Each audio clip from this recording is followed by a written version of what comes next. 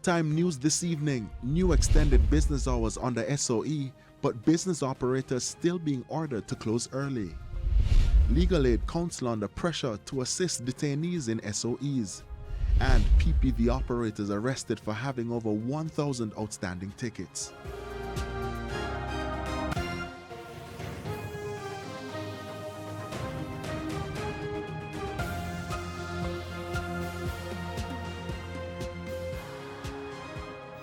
Good evening and welcome to Primetime News on air and online at onespotmedia.com. I'm Archibald Gordon. And I'm Janella Precious. Also this evening, the top business stories of the day. Milton Walker has our preview. Milton? Yes, Janella, young people and others have been complaining about the lack of affordable housing in the capital. Well, the finance minister is promising to remedy that problem soon. I'll tell you more in the financial week. And from business, we go to sports. Jermaine Brown. Thank you, Archie. Speaking of a remedy, it seems a top reggae boy will need some remedies for his injury.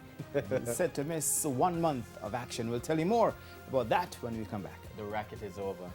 No table tennis tonight. Bush medicine, maybe. But there's also sports commentary, E-Prime, and weather in this newscast. But before the break, the feedback question. This evening, we're asking, is climate change a major concern for you? And we're asking for you to give reasons for your answer.